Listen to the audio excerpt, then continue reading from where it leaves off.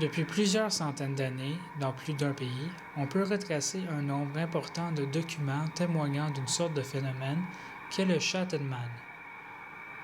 Cette légende originaire d'Allemagne s'étend maintenant un peu partout au monde, mais surtout en Russie et dans les pays environnants.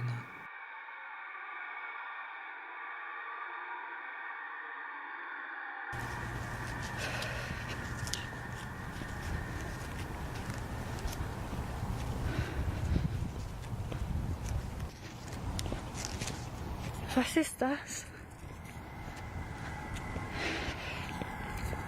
Ich bin Film, weil ich bin fürchte. Und was ist das? Ein Mann? Nein.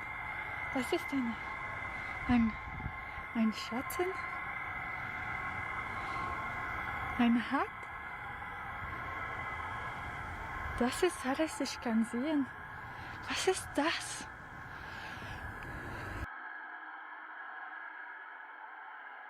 Блин, постой-ка.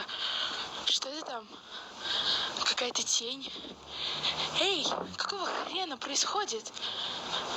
Господи, как же страшно-то. Я не знаю, куда бежать.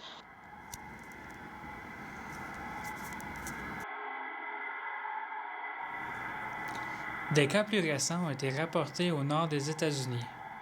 Bien que la légende semble plus vieille, le premier cas documenté remonte à l'Allemagne de 1833, la même année que le Frankfurter Waffensturm ou l'attaque de la gare de Francfort. Un homme du nom d'Edwig Strauss se rendit en personne pour déposer une plainte. Selon le rapport des autorités de son comté, ses deux enfants, dont l'âge n'est pas spécifié, se sont plaints du nombre démesuré qui s'étendait sur le mur de leur chambre. Il est aussi spécifié qu'étant de sexe opposé, les deux enfants possèdent leur propre chambre qui se trouve complètement à l'opposé l'une de l'autre. Cependant, les deux enfants affirmaient que les apparitions se sont toutes deux produites en même temps. Cette ombre est décrite comme celle d'un homme imposant qui porte un chapeau. Elles ne se produisent que la nuit aux alentours de 2 ou 3 heures du matin. Dans cette ville, plus d'une cinquantaine de cas semblables ont été reportés au cours des 100 prochaines années. Cependant, le phénomène s'est étendu fortement dans les villes environnantes de Cologne, Düsseldorf et Essen.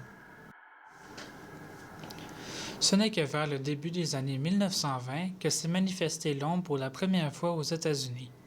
Au fil du temps, le Schattenman est devenu une figure importante car il influença plusieurs poètes russes, dont Dmitri Gavrikov, qui consacra tout un recueil à ce personnage. De plus, après plusieurs recherches, notre équipe a découvert une communauté sectaire allemande dédiée à la légende. La plupart du temps, les membres organisent des soirées privées et présentent leurs œuvres sur le sujet. Aussi, en Allemagne, plusieurs films indépendants ont été réalisés en hommage à la légende. Finalement, aux États-Unis, le réalisateur populaire Wes Craven s'est servi du mythe lors de la création de son personnage fantastique Freddy Krueger dans le film populaire A Nightmare on Elm Street. Il figure aussi dans les 8 autres films qui ont suivi.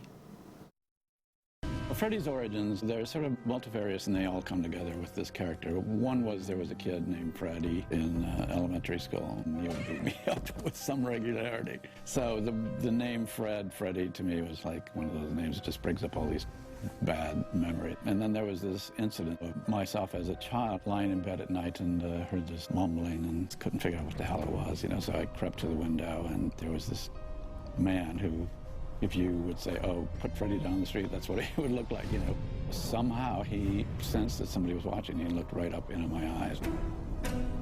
When I jumped back in the room and sat on the edge of the bed waiting for him to go away, when I went back and he was still there and he just went... Bien qu'aucune preuve tangible ou fiable n'ait été fournie, il est évident que l'existence du Schattenman a influencé plusieurs générations.